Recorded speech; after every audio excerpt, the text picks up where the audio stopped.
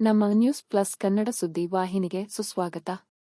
ನೀವು ಇನ್ನೂ ನಮ್ಮ ಚಾನೆಲ್ ಅನ್ನು ಸಬ್ಸ್ಕ್ರೈಬ್ ಮಾಡದಿದ್ದಲ್ಲಿ ಸಬ್ಸ್ಕ್ರೈಬ್ ಮಾಡಿ, ಹಾಗೆ ಬೆಲ್ ಐಕಾನ್ ಒತ್ತಿ. ಸಿಂಧನೂರು ರೈತ ದಸರಾ ಉತ್ಸವಕ್ಕೆ ರೈತನ ಮಗನಾಗಿ ಬಂದಿದ್ದೇನೆ. ಡಿಕೆ ಶಿವಕುಮಾರ್. ಸಿಂಧನೂರು ತಾಲೂಕು ಆಡಳಿತ, ತಾಲೂಕು ಪಂಚಾಯಿತಿ, ನಗರಸಭೆ, ನಗರ ಯೋಜನೆ ಪ್ರಾಧಿಕಾರ, ಕೃಷಿ ಇಲಾಖೆ ಹಾಗೂ ಸಿಂಧನೂರು ದಸರಾ ಸಮಿತಿ ಸಂಯುಕ್ತ ಆಶ್ರಯದಲ್ಲಿ ರೈತ ದಸರಾ ಉತ್ಸವ ಹಮ್ಮಿಕೊಳ್ಳಲಾಗಿತ್ತು. ರೈತ ದಸರಾ ಉತ್ಸವಕ್ಕೆ ಉಪಮುಖ್ಯಮಂತ್ರಿ ಡಿ. ಕೆ. ಶಿವಕುಮಾರ್ ಉದ್ಘಾಟಿಸಿ, ನಗರದ ಗಾಂಧಿ ವೃತ್ತದಿಂದ ಎಪಿಎಂಸಿ ಆವರಣದವರೆಗೆ ತೆರೆದ ವಾಹನದಲ್ಲಿ ಬೃಹತ್ ಮೆರವಣಿಗೆ ಭಾಗಿಯಾದರು. ನಾನು ರೈತನ ಮಗನಾಗಿ ರೈತ ದಸರಾ ಉತ್ಸವಕ್ಕೆ ಬಂದಿದ್ದೇನೆ. ಸಿಂಧನೂರು ದಸರಾ ಉತ್ಸವವು ಸೈನಿಕ, ಕಾರ್ಮಿಕ, ಕೃಷಿಕ ಹಾಗೂ ಶಿಕ್ಷಕ ಎಂಬ ಸಮಾಜದ 4 ಆಧಾರಸ್ತಂಭಗಳನ್ನು ಒಳಗೊಂಡಿದೆ. ಪಕ್ಷಭೇದ, ಜಾತಿಭೇದ ಮರೆತು ಸಿಂಧನೂರು ದಸರಾ ಉತ್ಸವ ಆಚರಣೆಗೆ ಸಂತೋಷ ಪಡುತ್ತೇನೆ. ಜೊತೆಗೆ ತುಂಗಭದ್ರಾ ಯೋಜನೆ ಸಾಧಕ ಬಾಧಕಗಳ ಮನವಿ ಕೊಟ್ಟಿದ್ದಾರೆ. ಸಭೆ ಮಾಡಿ ಸಹಕಾರ ಮಾಡುತ್ತೇನೆ ಎಂದು ಉಪಮುಖ್ಯಮಂತ್ರಿ ಡಿ. ಕೆ. ಶಿವಕುಮಾರ ಸಭೆಯನ್ನು ಉದ್ದೇಶಿಸಿ ಮಾತನಾಡಿದರು. ನಂತರ ಶಾಸಕ ಹಂಪನಗೌಡ ಬಾದರ್ಲಿ, ಎನ್. ಚೆಲುವ ನಾರಾಯಣ ಸ್ವಾಮಿ, ಸಚಿವ ಶಿವರಾಜ್ ತಂಗಡಗಿ ಹಾಗೂ ಬಸನಗೌಡ ಬಾದರ್ಲಿ ಮಾತನಾಡಿದರು. ಈ ಸಂದರ್ಭದಲ್ಲಿ ಸಲೀನ್ ಅಹ್ಮದ್, ಶಾಸಕ ಬಸನಗೌಡ ದದ್ದಲ್, ಶಾಸಕ ರಾಘವೇಂದ್ರ ಹಿಟ್ನಾಳ, ಶಾಸಕ ಬಸನಗೌಡ ತುರ್ವಿಹಾಳ, ಶಾಸಕ ಬಿ.ಎಂ. ನಾಗರಾಜ್, ಶರಣಗೌಡ ಬಯ್ಯಾಪುರ, ಮಾಜಿ ಸಂಸದ ಕೆ. ವಿರೂಪಾಕ್ಷಪ್ಪ, ಮಾಜಿ ಸಚಿವ ವೆಂಕಟರಾವ್ ನಾಡಗೌಡ, ಹನುಮನಗೌಡ ಬೆಳಗೂರ್ಕಿ, ಜಿಲ್ಲಾ ಅಧಿಕಾರಿ ನಿತೀಶ್ ಕೆ. ಸೇರಿದಂತೆ ಅನೇಕ ಜಿಲ್ಲಾ, ತಾಲೂಕು ಆಡಳಿತ ಅಧಿಕಾರಿಗಳು ಹಾಗೂ ರೈತರು ಭಾಗವಹಿಸಿದ್ದರು.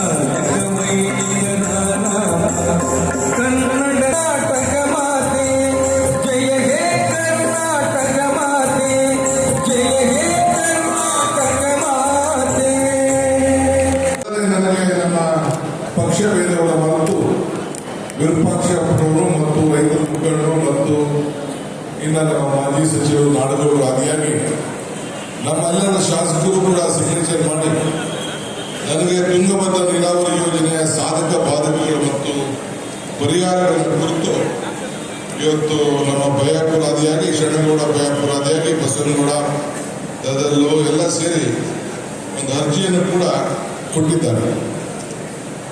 ನಾನು ಈ ಅರ್ಜಿ ಕೂಡ ಖಂಡಿತವಾಗಿ ಅವ್ರಿಗೇನೋ ಸಲಹೆ ಇದೆ. ನಾನೀಗಾಗಲೇ ಅದನ್ನು ಬೇರೆ ಅಧಿಕಾರಿಗಳು ಬರೆದಿದ್ದೇನೆ. ಕೂಡಲೇ ಎಲ್ಲ ವಿಚಾರಗಳ ಬಗ್ಗೆ ಒಂದು ಅರ್ಜಿಯನ್ನು ಕರಿಬೇಕು, ಸಭೆಯನ್ನು ಕರಿಬೇಕು. ಕರೆದು ನಾವು ಏನು ಸಹಾಯ ಮಾಡ್ಲಿಕ್ಕೆ ಆಗ್ತದೋ ಮಾಡಬೇಕು ಅಂತೀವಿ. ತಂದೆಯವರು ಒಂದು ಬಹಳ ಪ್ರಮುಖವಾದಂಥ ವಿಚಾರವನ್ನು ತಮಗೆ ಮುಂದಿಟ್ಟು, ಏನು ಮೊನ್ನೆ ನಮ್ಮ ತುಂಗಭದ್ರಾ ಯೋಜನೆ, ಆ ಯೋಜನೆ 70 ವರ್ಷ ಆಗಿ ಏನ್ ಗೇಟ್ ಹೊಡೆದೋಗಿತ್ತಲ್ಲ, ಆ ಗೇಟ್ ಹೊಡೆದೋದಾಗ ಮತ್ತೆ ವಾಪಸ್ಸು ಒಂದು ವಾರದಲ್ಲೇ ಅದನ್ನ ಹಾಕ್ಬೇಕು ಅಂತ ಪಣ ತೊಟ್ಟು ಸಂಕಲ್ಪ ಮಾಡಿ ತೆಗೆದುಕೊಂಡಂತ ಒಂದು ದಿಟ್ಟ ನಿರ್ಧಾರ ಇದೆಯಲ್ಲ. ನಾನು ನನ್ನ ಬಿಜೆಪಿಯ ಸ್ನೇಹಿತರು ವಿಜೇಂದ್ರ ಮತ್ತು ಅಶೋಕಣ್ಣ ಬಹಳ ಟೀಕೆಗಳನ್ನು ಮಾಡ್ತಾ ಇದ್ರು. ಅವ್ರು ಹೇಳಿದೆ, ನಾನು ನೀವೇನ್ ಬೇಕಾದ್ರೂ ಟೀಕೆ ಮಾಡಿ, ಟೀಕೆಗಳು ಸಾಯ್ತದೆ, ನನ್ನ ಕೆಲಸ ಉಳಿತದೆ ಅನ್ನೋ ಮಾತನ್ನ ನಾನು ಹೇಳಿದೆ. ಹಾಗೆ ಅವ್ರು ಮಾಡಿದಂತ ಟೀಕೆಗಳು ಸತ್ತೋಯ್ತು. ರಾತ್ರೋರಾತ್ರಿ ನಾವೆಲ್ಲ ಸೇರಿ ಎಲ್ಲ 3 ಸಂಸ್ಥೆಗಳ ಚರ್ಚೆ ಮಾಡಿ ಅಧಿಕಾರಿಗಳಿಗೆ ನಿರ್ದೇಶನ ಕೊಟ್ಟು ಇಡೀ ದೇಶದ ಜನ, ಇಡೀ ದೇಶದ ಎಲ್ಲ ರೈತರು ಯಾವ ಭಾಗದಲ್ಲಿ ಅಣೆಕಟ್ಟುಗಳಿವೆ, ಕಾಶ್ಮೀರದಿಂದ ಕನ್ಯಾಕುಮಾರಿವರೆಗೂ ಎಷ್ಟು ಅಣೆಕಟ್ಟಿದೆ, ಎಲ್ಲ ಇಂಜಿನಿಯರ್ಗಳು ಕರ್ನಾಟಕದವರು ಯಾವ ರೀತಿ ಈ ಬಗೆಹರಿಸ್ತಾರೆ. ಇಷ್ಟು ದೊಡ್ಡ ಡ್ಯಾಮ್ ಇದು, ಇಂಥ ದೊಡ್ಡ ಡ್ಯಾಮಿನ ನೀರನ್ನ ಹೆಂಗೆ ಹಿಡಿತಾರೆ, ಈ ಡ್ಯಾಮ್ ಉಳಿತದೋ ಡ್ಯಾಮ್ ಹೊಡೆದೋಗ್ತದೋ ಅನ್ನೋದನ್ನ ಬಹಳ ದಿಟ್ಟವಾಗಿ ಯೋಚನೆ ಮಾಡ್ತಾ ಇದ್ರು. ನನಗೆ 100 ಕರೆಗಳು ಬಂತು. ನನಗೆ ಆತ್ಮವಿಶ್ವಾಸ, ನಾವು ಮಾಡುವಂತ ಕೆಲಸ ನಾವು ಸರಿಯಾದ ರೀತಿಯಲ್ಲಿ ಮಾಡಬೇಕು.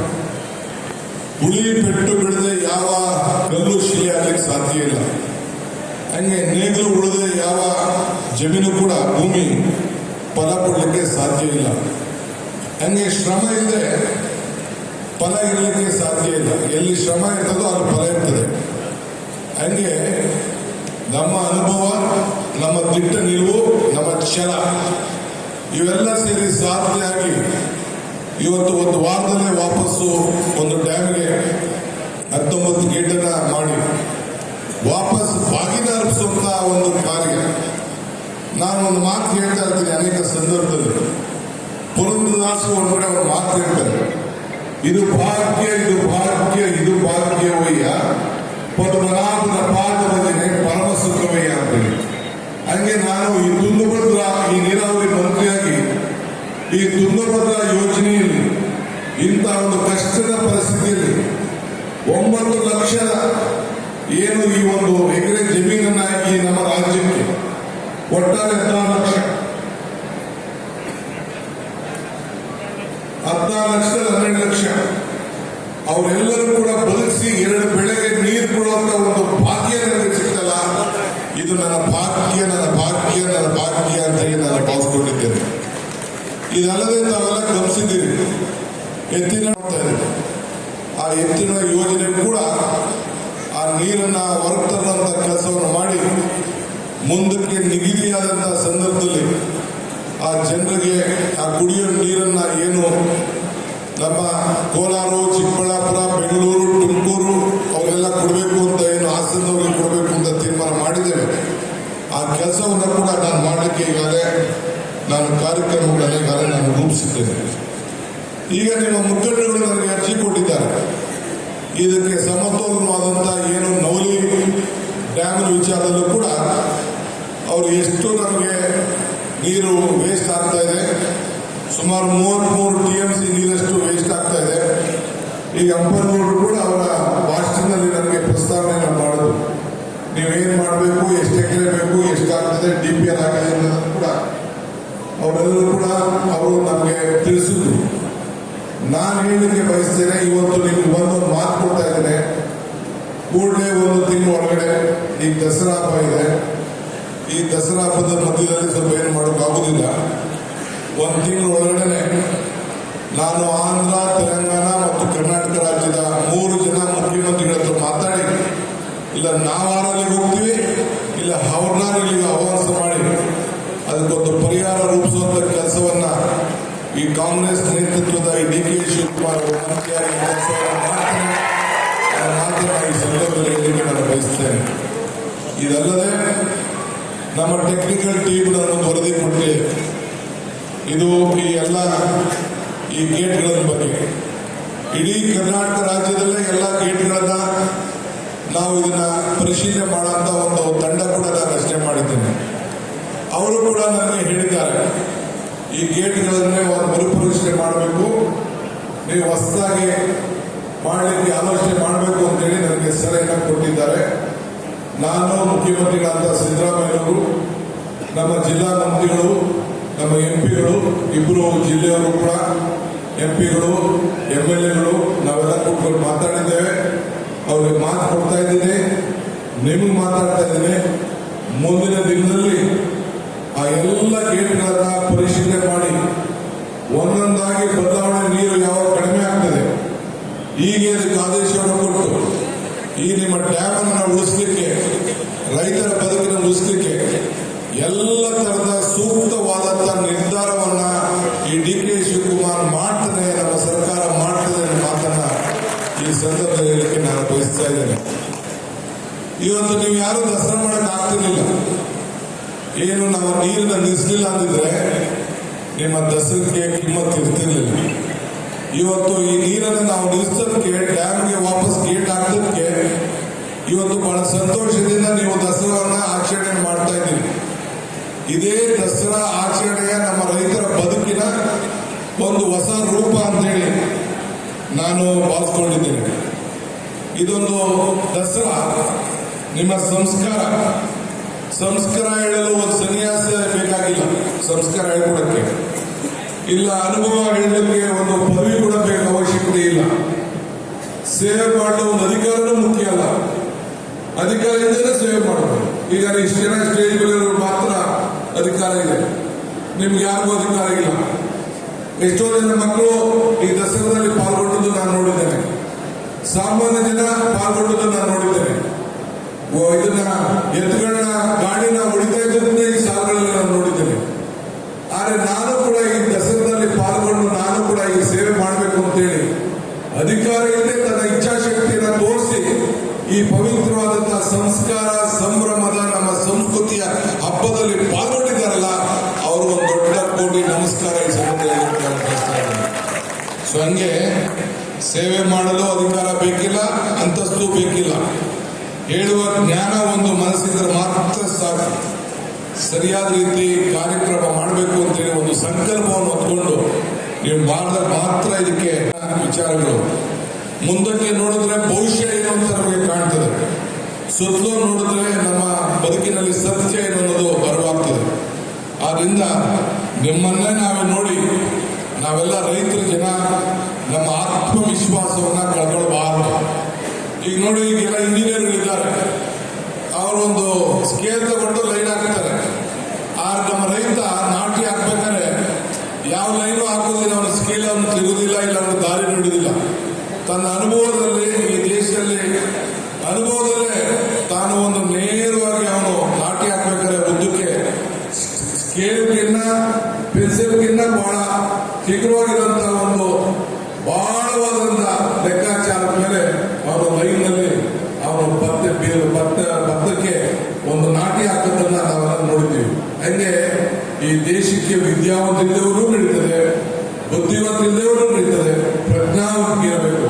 ಹಂಗೆ ನಮ್ಮ ಪ್ರಜ್ಞಾವಂತಿಕೆ ಈ ದೇಶದ ನಮ್ಮ ರೈತರಿಗೆ ನಿಮ್ಗೆ ಇದೆ ಅಂತ ಹೇಳಿ ನಾನು ಭಾವಿಸ್ಕೊಂಡಿದ್ದೇನೆ. ಬಹಳ ವಿಚಾರಗಳನ್ನ ಚರ್ಚೆ ಮಾಡುವಂತ ಒಂದು ಅವಕಾಶಗಳಿದೆ.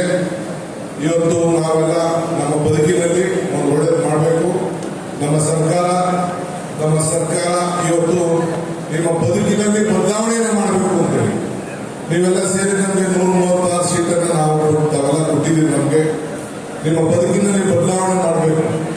ನಾವು ಭಾವನೆ ಬಗ್ಗೆ ಚಿಂತೆ ಮಾಡೋದಲ್ಲ, ಬದುಕಿನ ಬಗ್ಗೆ ಚಿಂತೆ ಮಾಡಬೇಕು. ಇವತ್ತು ಬೆಲೆ ಏರಿಕೆಗಳು ತತ್ತರಿಸ್ತಾ ಇದೆ. ಡೀಸೆಲ್ ಪೆಟ್ರೋಲ್ ಬೆಲೆ ಜಾಸ್ತಿ ಆಯಿತು, ಗೊಬ್ಬರದ ಬೆಲೆ ಜಾಸ್ತಿ ಆಯಿತು, ಗ್ಯಾಸ್ ಬೆಲೆ ಜಾಸ್ತಿ ಆಯಿತು, ಎಲ್ಲ ಪದಾರ್ಥಗಳ ಬೆಲೆ ಜಾಸ್ತಿ ಆಗುತ್ತೆ. ನಿಮಗೆ ಸಹಾಯ ಮಾಡಬೇಕು ಅನ್ನೋ ದೃಷ್ಟಿಯಿಂದ 56,000 ಕೋಟಿ ರೂಪಾಯಿ ನೆಟ್ಟು ನೀವು ಯಾರು ಕರೆಂಟ್ ಬಿಲ್ ಕಟ್ಟಬೇಡಿ 200 ಯೂನಿಟ್ವರೆಗೂ ಅಂತ ಹೇಳ್ತೇವೆ. ಯಾರಿಗೂ ಕೂಡ 10 ಕೆಜಿ ನೀವು ಬೆಳೆದಂತ ಅಕ್ಕಿಗೆ ನೀವೇನೋ ಇಲ್ಲಿ ಭತ್ತದ ಕಡ್ಜ ನಿಮ್ದು, ಆದ್ರೆ ಬೇರೆ ಕಡೆ ಲೆಕ್ಕ ಭತ್ತ ಇಲ್ಲ ಅಲ್ಲಿ. ನೀವು ಯಾರು ಕೂಡ 10 ಕೆಜಿವರೆಗೂ ಅಕ್ಕಿ ಕೊಡುವಂತ ಕಾರ್ಯಕ್ರಮ. ಆ ಹೆಣ್ಣು ಮಕ್ಕಳ ತಾಯಂದಿರಿಗೆ, ಹೆಣ್ಣು ಕುಟುಂಬದ ಕಣ್ಣು, ಆ ತಾಯಂದಿರಿಗೆಲ್ಲರೂ ಕೂಡ 2,000 ರೂಪಾಯಿ ಕೊಡುವಂತ ಕಾರ್ಯಕ್ರಮ. ಹಿಂಗೆ ಯುವಕರಿಗೆ, ಹೆಣ್ಣು ಮಕ್ಕಳಿಗೆ ಉಚಿತವಾಗಿ ಬಸ್ಗೆ ಎಲ್ಲಿ ಬೇಕಾದ್ರೂ ಹೋಗ್ಬೋದು. ಯಾವ ಮಾವನ ಮನೆಗಾರ ಹೋಗ್ಬೋದು, ಅತ್ತೆ ಮನೆಗಾರ ಹೋಗ್ಬೋದು, ಸ್ನೇಹಿತರ ಮನೆಗಾರ ಹೋಗ್ಬೋದು, ಯಾವ ಧರ್ಮ ಕೆಲಸಕ್ಕೆ ದೇವಸ್ಥಾನಕ್ಕಾರ ಹೋಗ್ಬೋದು ಕರ್ನಾಟಕ ರಾಜ್ಯದಲ್ಲಿ. ಇಂಥ ಯೋಜನೆ ಇಡೀ ದೇಶದಲ್ಲಿಲ್ಲ. ಈ ದೇಶಕ್ಕೆ ಶಕ್ತಿ ಕೊಟ್ಟದ್ದು, ಈ ಯೋಜನೆಗೆ ಶಕ್ತಿ ಕೊಟ್ಟದ್ದು ನೀವು ನನ್ನ ಮತದಾರರು ಅಂತ ನಾವು ಹೇಳಿಕೆ ನನಗೆ ಬಹಳ ಸಂತೋಷ ಆಗ್ತದೆ.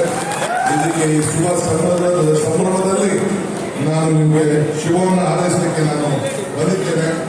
ಇವತ್ತು ನಾವೆಲ್ಲರೂ ಕೂಡ ಇವತ್ತು ಬಹಳ ಚಿಂತೆ ಮಾಡುವಂತ ಅವಶ್ಯಕತೆ ಇಲ್ಲ.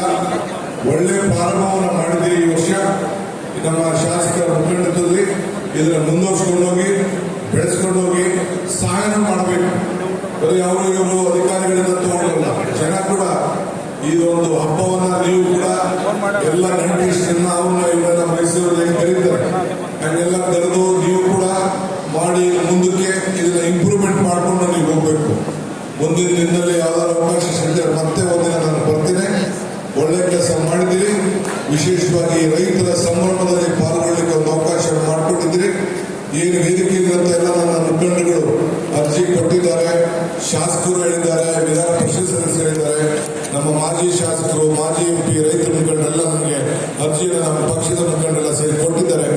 ಖಂಡಿತ ತಮ್ಮ ಸಲಹೆಯನ್ನ ಗಮನದಲ್ಲಿ ಹರಿಸಿಕೊಂಡು ನಿಮ್ಮ ಸೇವೆಯನ್ನು ಮಾಡಲಿಕ್ಕೆ ನಾನು ಬದ್ಧನಾಗಿದ್ದೇನೆ. ನಮ್ಮ ಮಾತನ್ನ ಹೇಳಿ ನಮಗೆಲ್ಲ ಶುಭ ಹಾರೈಸಿ.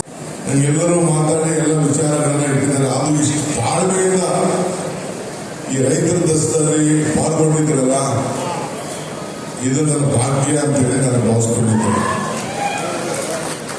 ನಾನು ಮೊದಲು ಈ ಒಂದು ಸಿಂಧೂರಿನ ಮಹಾಜನತೆಗೆ ನಮ್ಮ ಶಾಸಕರ ಅಧ್ಯಕ್ಷತೆಯಲ್ಲಿ ಪಕ್ಷ ಭೇದವನ್ನು ಮರೆತು, ಜಾತಿ ಧರ್ಮವನ್ನು ಮರೆತು ಇವತ್ತು ದಸರಾ ಆಚರಣೆಯನ್ನು 9 ದಿನವನ್ನಾಗಿ ಹಮ್ಮಿಕೊಂಡು ಈ ಕಾರ್ಯಕ್ರಮಕ್ಕೆ ಚಾಲನೆ ಕೊಟ್ಟು ಒಂದು ಹೊಸ ರೂಪ, ಈ ದೇಶಕ್ಕೆ ಆಸ್ತಿ ನಮ್ಮ ಸಂಸ್ಕೃತಿ, ನಮ್ಮ ಸಂಸ್ಕೃತಿಯ ಸಂಕೇತ, ನಮ್ಮಲ್ಲಿರುವಂಥ ಎಲ್ಲ ಆಚಾರ ವಿಚಾರಗಳನ್ನ ಹಂಚಿಕೊಂಡು, ನಮ್ಮಲ್ಲಿರುವಂಥ ಪದ್ಧತಿಗಳನ್ನ ಗಮನದಲ್ಲಿಟ್ಕೊಂಡು ಇವತ್ತು ಎಲ್ಲ ರಂಗದಲ್ಲೂ ಯುವಕರಿಗೆ, ವಿದ್ಯಾರ್ಥಿಗಳಿಗೆ, ಸಾಹಿತ್ಯಕ್ಕೆ, ಎಲ್ಲ ರಂಗದಲ್ಲೂ ಕೂಡ 9 ದಿನ 9 ಕಾರ್ಯಕ್ರಮಗಳನ್ನು ರೂಪಿಸಿ